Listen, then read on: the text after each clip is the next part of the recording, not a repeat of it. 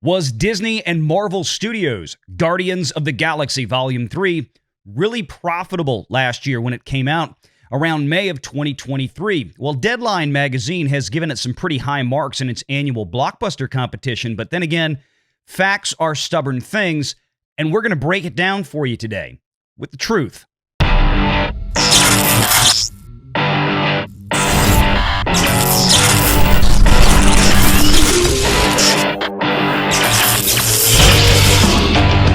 Renegade Online. Talking about Chris Pratt, talking about Guardians, talking about, what gets audiences in. Now, to be fair, and I'm going to disagree with some of the stuff in this article, well, they kind of bring it up, but you got to dig in there to find it. Number 9 on the 2023 box office, whatever, I forget what Deadline calls it, the most successful or most valuable blockbuster tournament. Anthony D'Alessandro does these every year. They're always a lot of fun.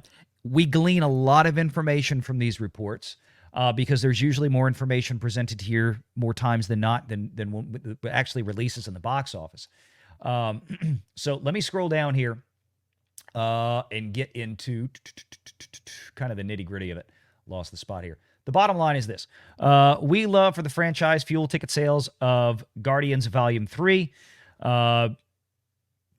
Because they said the main reason they saw the threequel was because it's part of a franchise that they cherish the Disney marketing machine here with a global prints and ads of $160 million. Made this movie a summer destination. That includes a Super Bowl pregame spot in regards to the social media push. Guardians 3 was boosted by the power of its cast, including Vin Diesel, Chris Pratt, Zoe Saldana, Dave Bautista, and Karen Gillan. That counted 350 million followers, which took the entire social media universe for the movie to 704 million, higher than the online reach of Star Wars Rise of Skywalker. Promotional partners offset marketing costs at $90 million. The $180 million figure includes the amount for which Disney sells the film to itself. So what they were saying here, and the way this article was, if you actually read it, I think on Deadline, it's might be a little bit cleaner, but I don't think he made the assertion up here earlier in it. But what they're saying is that, okay, this based on the budget, which we know they blew the budget because that's what they do with every film. This thing still has a budget listed, I think, at 200 or 250 million. Pretty sure it went beyond that, although maybe not that much higher. James Gunn seems to have his stuff together. Right. This is a film that we think eked out a profit by like 10, 15 million, something like that. Right, in the theater, and I want to be clear about that. So what they're saying, talking about here is that $180 million, and they used to have like a grid that they would give you, but it didn't make it into this particular article that I had up on Apple News. But let me pull up the one on the actual website. Point is the $180 million it's suggesting, saying, hey, it made this much money. And this is what it does. This is what Deadline does each and every year when they do this top 10 box office bonanza thing.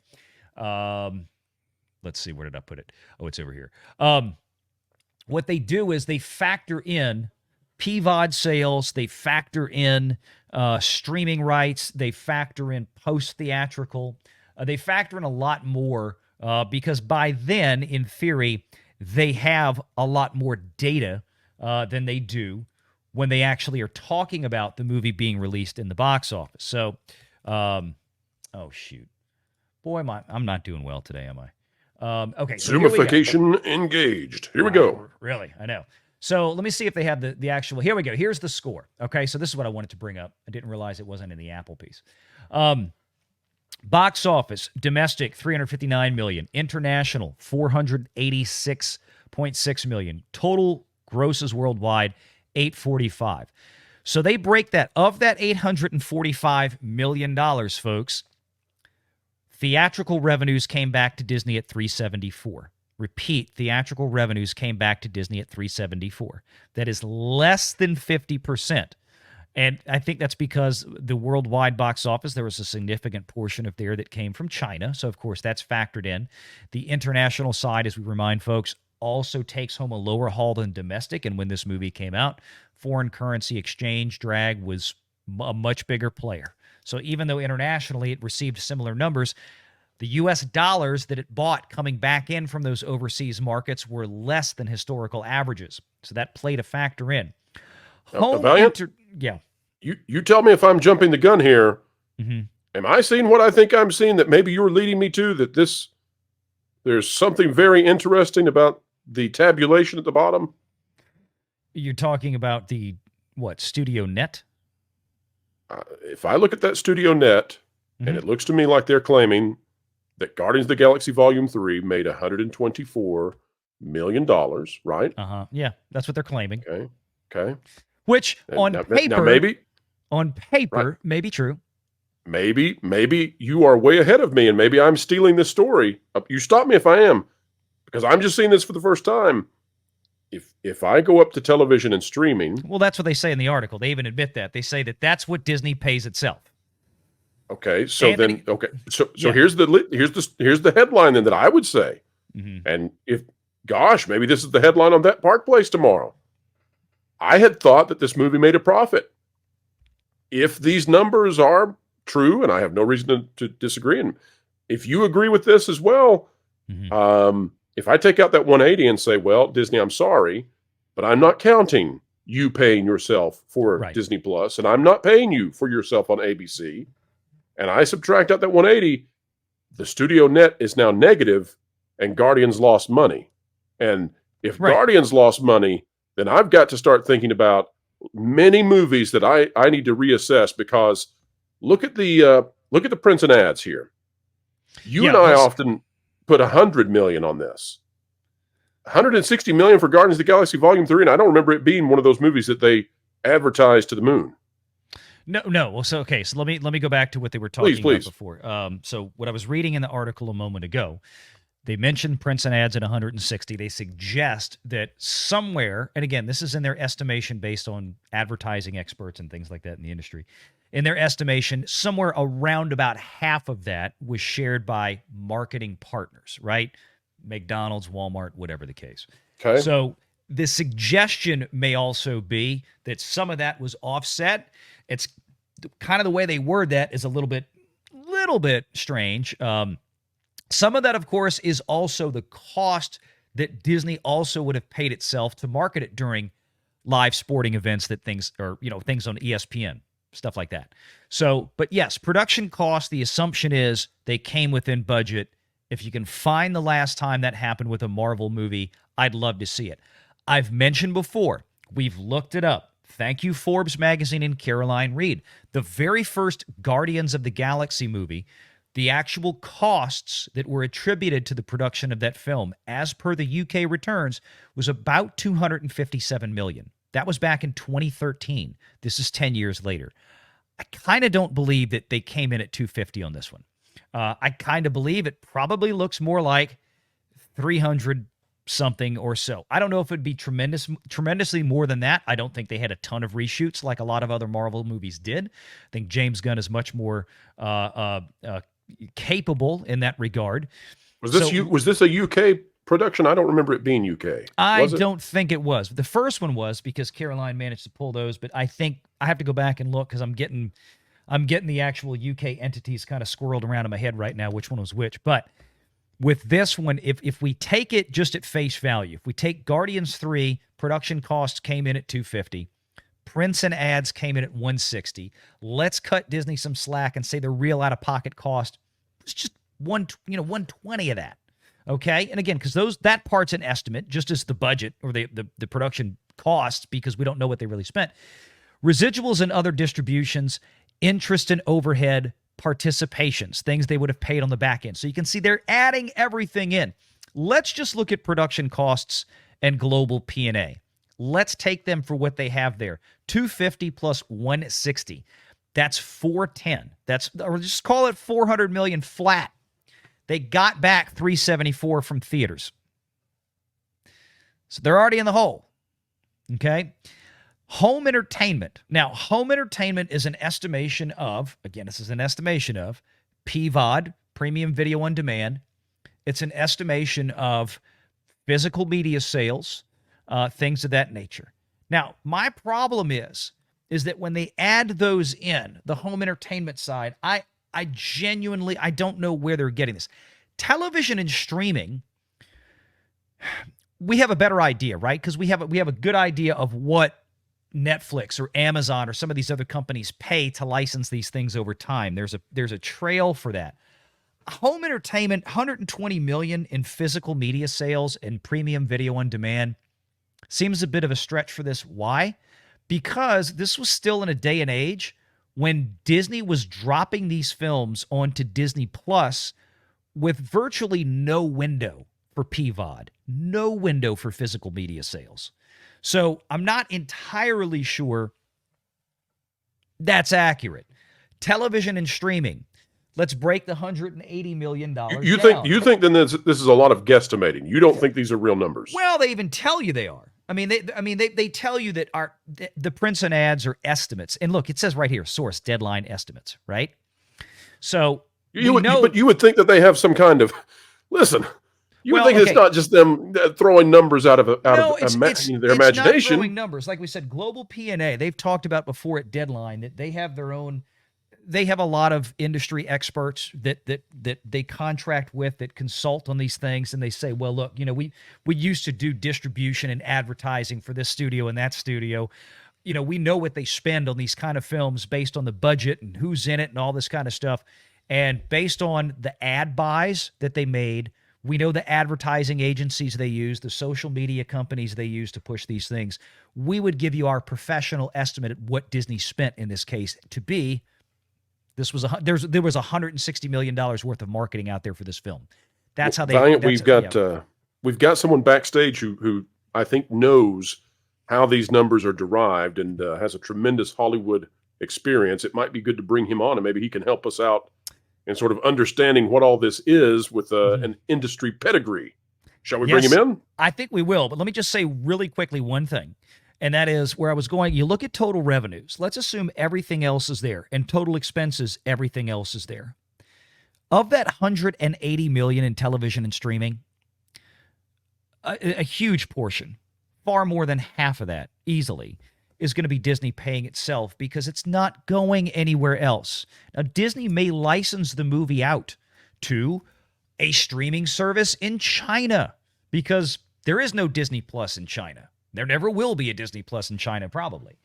So they do have to license it out to territories that want the movie, but don't have any other way to access it. China being the biggest one, in the China box office for this movie was pretty healthy. So you would definitely, so let's say they got $20 million to license the movie to some Chinese streaming service. Again, I'm guessing just as much as these folks are. And the rest of it, the rest of it is what they estimate Disney will pay itself from Disney Plus over the next 50 years or whatever, in perpetuity they keep this thing on Disney Plus. So that's the issue. So if you just take out 150 million of that 180 million, now we're at total revenues of 525, and you're at total expenses of 550. It's still lost money without the bullcrap $20 bill from the right pocket to the left pocket. Without Disney paying itself, right here in black and white, Deadline admits it in the article. Again, I'm going to pull up to where I read that to you. It should be, where did it go? But if Guardians is a flop, then I have to reassess so many films, because Guardians, I thought, was, of everything they had last year, there it is. Guardians was the best they had. The 180 million figure includes the amount for which Disney sells the film to itself. Disney Plus being the pay one window for the studio's movies. It's not just the pay one window. It's the pay forever window. I mean, movies, you've had Disney movies that they released in theaters. Let's go back to Black Widow, right? That's now 3 years old almost. Is it still on Disney Plus? As far as I know, is everything else from Marvel and Star Wars still on Disney Plus? Can you find that anywhere else? Not that I'm aware of. So that's pay one window is 18 months. Pay somewhere Uncle Sam wants some money if there's a transaction. I'll tell you that. So it's not as if every one of those dollars is going to Disney. If there is a transaction from one subsidiary to another, Uncle Sam is somewhere sitting in the corner. No, it's all reported under Disney, though. That's why they file everything. It's like, sure, you're going to show you'll show a movie saying, okay, well, it says right here on paper that Guardians of the Galaxy. This is just ledger moving then. Yes. Guardians of the Galaxy 3 is, yes, the entity that produced the film. Yes, it made money because, of course, the marketing expenses wouldn't go to that company, but it would go to Disney's distribution wing. But collectively, it says, yeah, okay, it made $200 million or it made $100 million. Let's say that the production entity says Guardians 3 made $100 million. On another ledger, over on Disney Plus, it shows we paid $100 million to get Guardians 3. So that's a loss over here. So yeah, we're reporting $100 million in gain over here, but the offsetting loss is over here. It comes together. Everything is reported under the Walt Disney Company. That's it. So yeah, I mean, that's why you have corporate subsidiaries. That's why you have all these different entities. Some are going to show losses, some are going to show gains, but everything is wholly owned by the publicly traded entity that we all love to jump on, and it washes out. So this is a way to take write-offs and things like this. But it's mostly Disney's desire to keep everything in-house, like we talk about all the time. But what you were talking about guessing, you have to think about something else. This is an old Hollywood game of we're going to charge against it everything we think we're ever going to spend and everything we ever think it's going to make sometime into the future. We don't know what time frame this chart is on. Is it up to date? I don't think so, because there's the issue of Disney paying itself. This kind of thing was the biggest cause of the last major strike in the business, because everybody had contracts saying we get a percentage of the gross or the net or the something. And the question becomes, is it the producer's gross or is it the distributor's gross? Yeah, are we talking about net or net? No, right? but no, because it's the same company. If Right. Universal Pictures makes a movie and Universal Home Video puts out the DVD way back when, or even before that, VHS, which one do we get a piece of? Well, the Writers Guild had a major strike over this because they started looking at the books, and how they found out, which is funny, this coming from Deadline, an industry paper, how they found out was that Variety was reporting grosses that were bigger than what they were getting their money on, because they were reporting the net home company's grosses, not the distributor's grosses, or vice versa. And remember that all of those residuals, they're all paid on one or the other of those, which one and for how long. So this is just also, when you were talking about production costs at $250 and that the original Guardians was $2 or $2.25, this has got to be at least $350. Why? Aside from the fact that they're all now bigger stars and asking for more money, inflation over 10 years, just the physical cost of building the set and painting it has gone up by at least that much. So this is, you're right, Pro, it's a loser. And if this is a loser, and this is the one they thought was going to be their one winner in a galaxy of losers, oops, big trouble. Well, look, big trouble. Lou, how far do we go back then with Disney before we find a winner?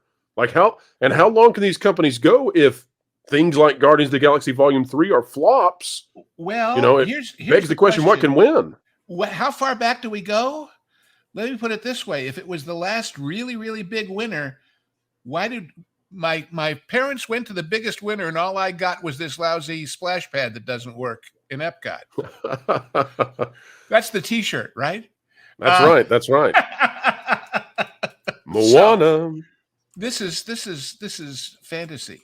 And it is the universally accepted fantasy of a lot of the industry. I'll give them that. I'm not knocking Deadline, but too much for following the trend, following the practice. But Studio Net also, they don't just take all this money out of their hip pocket to make these movies. They borrow it. So are they still paying interest? Is it still going on? That's a great question. I mean, it's all about time. And this is why I keep saying on all of our various shows that this benchmark, this measure, this thing that we've used for all these years of box office as whether something's a winner or a loser, bull. It's now, what's the net for real? It's what did you spend versus how much you actually got to take home and put in the bank and then pay those taxes on that you were talking about. Well, and that's why some of these companies are genius when they are tossing their stuff to Netflix and getting a big bundle of cash for doing so, Whereas Disney has no secondary outlet for these things. I mean, Well, we can pretend like they do in and this chart, but they have the capital they invested in setting the whole thing up on top of the fact that they're losing that opportunity. Make sure you're subscribed to Valiant Renegade and join us every Sunday at 6 p.m. Eastern for the live show.